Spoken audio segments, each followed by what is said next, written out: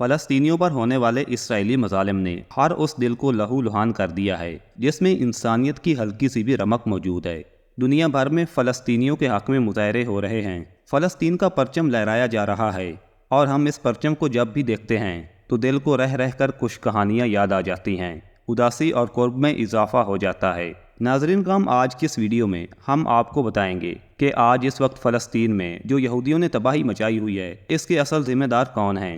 سلطنت عثمانیہ قائم تھی تو القدس مسلمانوں کے پاس تھا۔ یہ ہنستا بستا شہر تھا جس میں مسلمان عزت اور آبرو سے جی رہے تھے۔ ان کے بچے بھی محفوظ تھے اور ان کی مائیں، بہنیں اور بیٹیاں بھی سکون سے زندگی گزار رہی تھیں۔ پھر مسلمانوں نے برطانیہ کے ساتھ مل کر سلطنت عثمانیہ کے خلاف بغاوت کی اور نتیجہ یہ نکلا کہ القدس صہیونیوں کے ہاتھ میں چلا گیا۔ باقی صرف ایک کہانی درد اور دکھوں میں لپٹی۔ یہ کچھ زیادہ پرانے وقتوں کی بات نہیں، یہ 10 جون 1916 کی بات ہے۔ اس روز شریف مکہ حسین بن علی اور برطانیہ کے لیفٹیننٹ کرنل ہنری موکمون کے درمیان ایک معاہدہ ہوا، جس کے نتیجے میں عربوں نے سلطنت عثمانیہ کے خلاف بغاوت کر دی۔ اس بغاوت کو السوست العربیۃ الکبریٰ کا نام دیا گیا۔ جب بغاوت کا فیصلہ ہو چکا اور اس کی جزیات طے ہو چکی تو اگلا مرحلہ اس عرب بغاوت اور مزاحمت کا پرچم تیار کرنا تھا۔ کتنی عجیب بات ہے کہ بغاوت مسلمان کر رہے تھے، لیکن اس بغاوت کا پرچم برطانوی سفارتکار تیار کر رہے تھے۔ یہ پرچم ایک برطانوی سفارتکار کرنل مارک سائکس نے تیار کیا۔ مارک سائکس صہیونیوں کے بہت قریب تھے اور جس اعلان بلفور کے نتیجے میں اسرائیل قائم کیا گیا، اس اعلان کو حقیقت بنانے میں کرنل صاحب کا بڑا اہم کردار تھا۔ مارک سائکس نے سلطنت عثمانیہ کے خلاف عرب بغاوتوں کا جو پرچم تیار کیا، اس میں 4 رنگ شامل تھے۔ اس میں سیاہ، سفید اور سبز، یعنی 3 رنگوں کی 3 افقی پٹیاں تھیں اور ایک تکون تھی جس کا رنگ سرخ تھا۔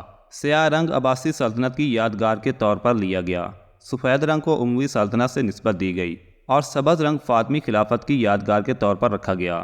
تکون کا سرخ رنگ ہاشمی خاندان یعنی اشراف مکہ کی نسبت سے لیا گیا۔ پرچم بھی تیار ہو گیا اور بغاوت بھی شروع ہو گئی، یہاں تک کہ ایک وقت وہ آیا کہ یروشلم کا محاصرہ کر لیا گیا۔ عثمانی افواج لڑیں اور یروشلم کے اطراف میں شہید ہونے والے فوجیوں کی تعداد ایک روایت کے مطابق 25,000 تھی، لیکن یہ افواج بے بس ہو گئی۔ اس کی بہت ساری وجوہات تھیں، مگر ان میں سے 2 بہت نمایاں تھیں۔ پہلی وجہ عرب بغاوت تھی۔ ایک طرف برطانوی اور اس کی اتحادی افواج یروشلم پر حملہ آور تھی، دوسری جانب عرب بغاوت نے ترکوں کی سپلائی لائن کو ادھیڑ کر رکھ دیا تھا۔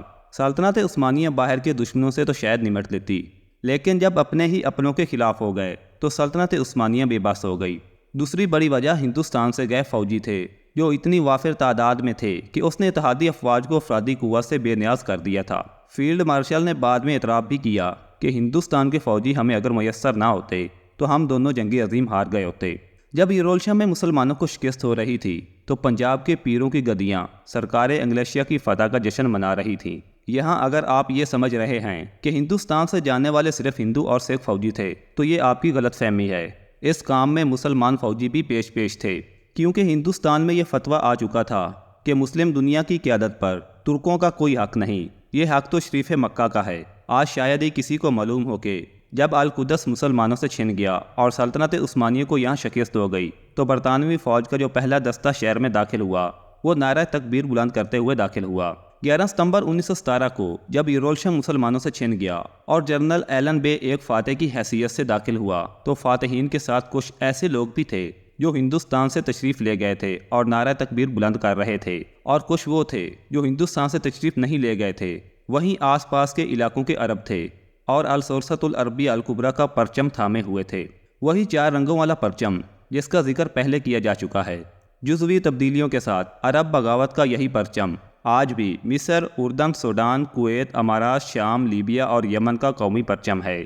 فلسطین کا پرچم بھی اسی پرچم کی ایک شکل کا ہے۔ اسی پرچم تلے خود مسلمانوں نے مسلمانوں کی سلطنت عثمانیہ کا خاتمہ کیا۔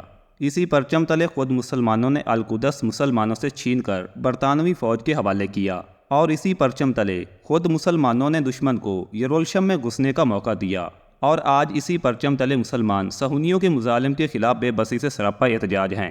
بغاوت کرنے والوں کے ساتھ کیا ہوا؟ شریف مکہ نے خلافت عثمانیہ کا خاتمہ ہوتے دیکھا تو خود کو خلیفہ قرار دے ڈالا۔